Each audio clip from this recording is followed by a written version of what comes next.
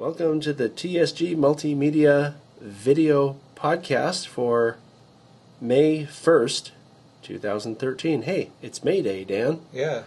This is John sitting here with Dan.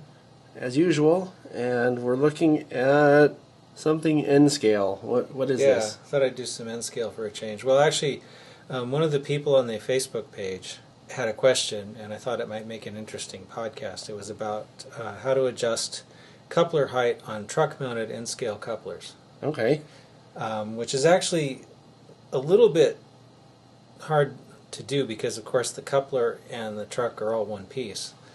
So this Microtrains truck here has Fox Valley 36-inch wheels. Okay.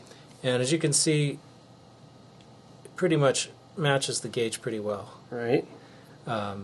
This is just your Microtrains height gauge. Okay. And one way, of course, to change the height of the coupler is to change the size of the wheels. That's one way. And to show that, this is the same truck, same type of truck anyway, with 33-inch wheels. So it moves the coupler down just a bit. The difference in N-scale between a 33-inch wheel and 36 is very small, but still. Almost can't tell. Almost can't tell, but it does make a slight difference. Of course, the only thing is for prototype realism, if you're like me, the 36-inch wheels wouldn't look right on a car that's supposed to have 33s and vice versa. So, you know, depending on what you're willing to put up with, this canter, you know, may or may not be a good option. Anyway, so changing the wheels, that would be one way. Seems like a pretty obvious thing to try. Yeah, and that would work too if you have other brands of trucks like Accumates or something else. You could still, you know, changing the wheel size is still going to move the coupler up and down a bit. So another thing you can do if you have other brands of trucks, especially older ones that were originally made for Rapido couplers, is Microtrains sells conversion kits for a lot of those, and these are 11. This is 1129 right here, and so is this. And as you can see, the shank is a little bit underset from the coupler head, and this is what they call a T-shank coupler because the little back of the coupler, it goes down and then it has a cross piece, so it looks like a little T. And they make other types of couplers with that same T-shank, and they can all fit in the same adapter that goes inside this here. Right. So like there's this one here, and I'm sorry, but I do not remember the part number. Looks like the shank is higher. It is.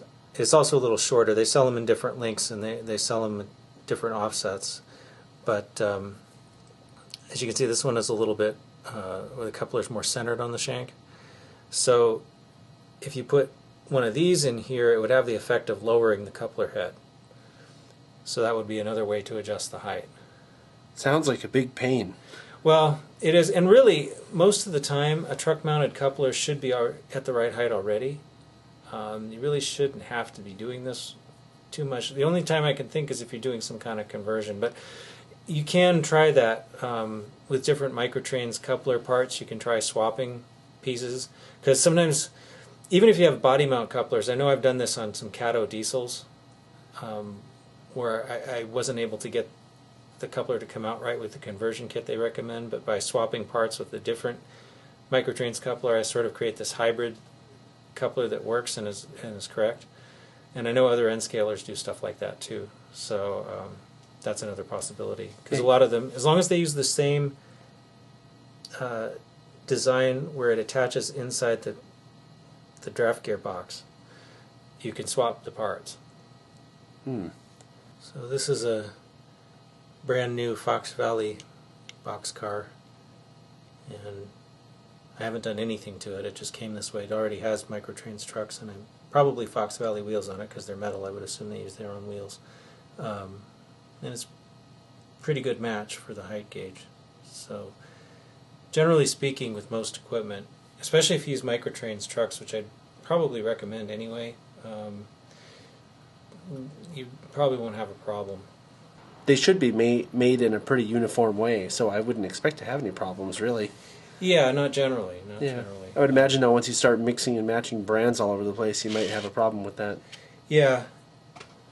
I just, in N-scale, I prefer Microtrains couplers just because they stay coupled better than anything else I've tried. What's this one? This is a Microtrains car, which actually has the stock Microtrains wheels in it. I think it may be slightly low. Yeah, barely though. Barely. So this may be a case where it would be a candidate for swapping the wheels to 36 inches. I think these are 33s that it comes with. These are the stock plastic wheels. I wouldn't run the car this way, but just for the example, you know. So that's one where it's just a slight adjustment necessary. And the other option is you can always body mount the couplers, which a lot of people prefer anyway. So for example, on this Microtrains car, I've taken one of the trucks off, and it already has a couple of holes here that aren't, you just have to drill them through and tap it for a small screw, and then you can body mount a coupler right onto the car, and then just either cut the coupler off of the truck or use a pair of trucks without couplers on it. It causes fewer derailments with body mounts. Well, aren't real rail cars, don't they have the couplers attached on They do. the body, right? Right. Not on the trucks. I mean, it's kind of I think I get why they do it. It's easier, but Yeah. it seems kind of lame. No, it's not really right. And yeah. I know in HO scale I would never even think about using truck-mounted couplers. But, in N scale it's kind of an expedient. So, yeah. The only problem is that not all cars are as, coupler friendly as these. Sometimes, especially cars like some tank cars or covered hoppers, they may not have anything there. Oh, right. Something flat on the end. Yeah, they may just be open. So you may, if you're going to body mount the coupler, you might have to end up installing some kind of a little support for it.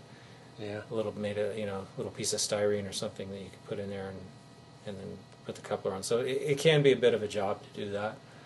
I got it, Dan. You could just use those little safety pins. Couple your train with a bunch of little safety pins. Yeah. Oh, man. Okay, that was a really, really dumb joke. All right. Well, I guess I'll do it for this podcast. Thank goodness you couldn't end soon enough with this kind of humor. Yeah.